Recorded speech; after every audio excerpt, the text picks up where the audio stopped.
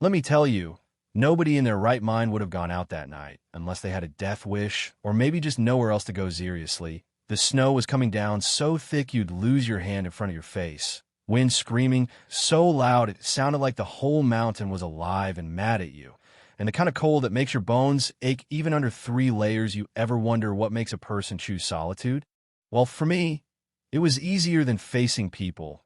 And that's how I ended up in that rundown ranger's cabin, smack in the middle of nowhere, figuring I'd made my peace with the world going quiet.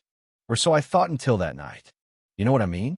It started as a sound barely above the wind, like a little whimper fighting for attention, a noise you tell yourself you must have imagined because nothing living would be out there, not with the blizzard roaring.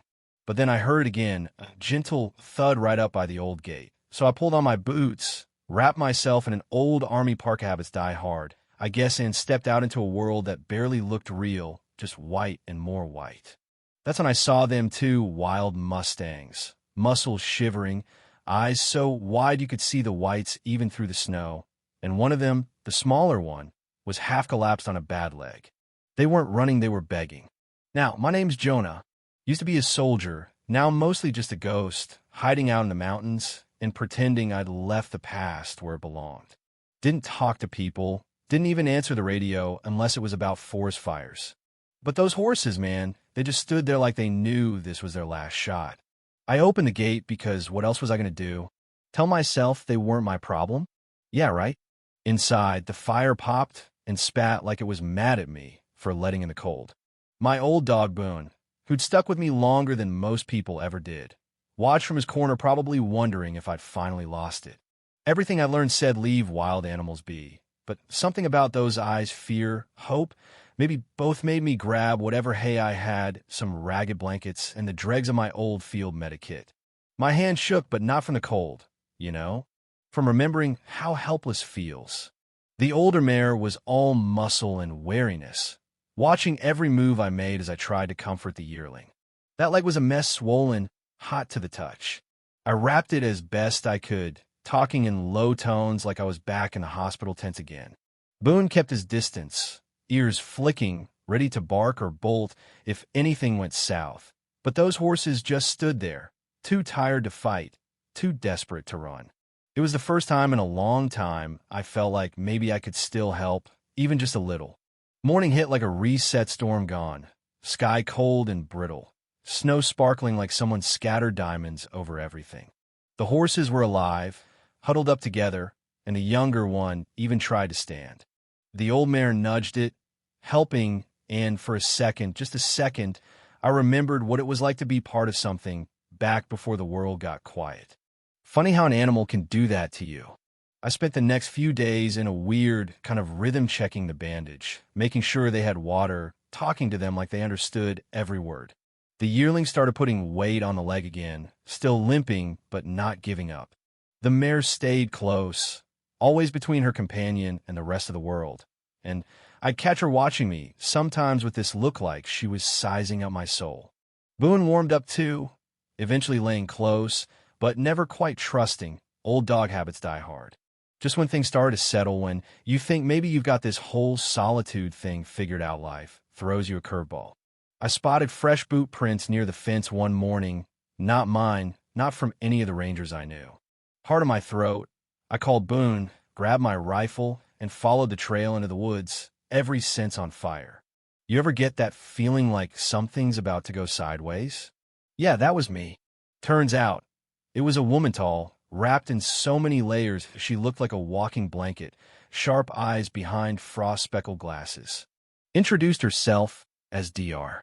Lila Reyes said she was part of a team tracking Mustangs after the storm, worried some might have gotten cut off. She explained those 2 out there had lost their herd and, without help, probably wouldn't make it. Then she asked if I'd help get them to safety. Let me back up a sec after years alone. Letting a stranger into your world is no small thing.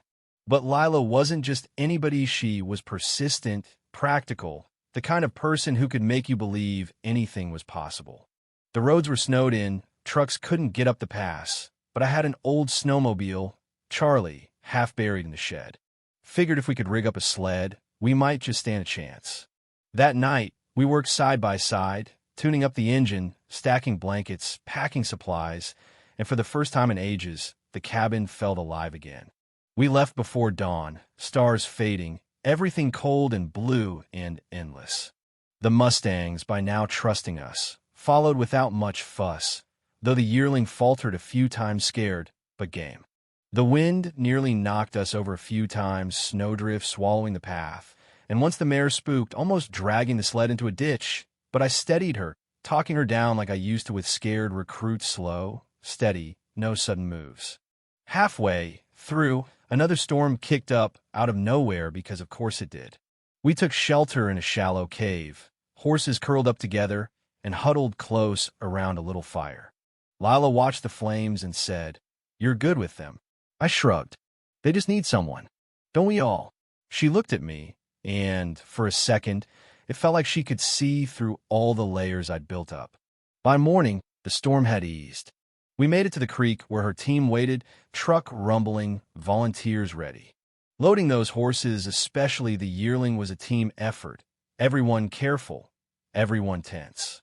I stood by as they shut the door, reached out to stroke the mare's nose, whispered, "Look after each other. You know, you think you're tough until you watch someone or something you save drive away into the snow." The cabin felt emptier after that, tracks fading, straw trampled, Boone sighing as he settled back by the fire. But it wasn't the same kind of lonely anymore, more like a pause than an ending. 2 weeks later, a letter came, pictures of the Mustangs, healthy, healing, almost ready to go back to the wild. Lila invited me to the release. Took me about 5 seconds to say yes. Months went by, and one morning I found myself standing on a ridge, wind howling, hair blown back, watching those 3 Mustangs, mare, yearling, and now a stallion two-tearing across the hills, manes flying, wild and whole. Funny, I'd come out here to disappear, but saving them reminded me there's always a way back. Sometimes you gotta get lost to find your place again. So, here's the thing, sometimes the world throws you a storm, and all you can do is hang on, help where you can, and hope for the best. Sometimes saving someone else is the only way you save yourself. But I gotta ask, where do you draw the line between letting nature take its course and stepping in? Did I do the right thing, or did I just get lucky? I'd love to hear what you think. Drop your thoughts below. Let's see where we land on this whole business of second chances and saving souls, animal or human.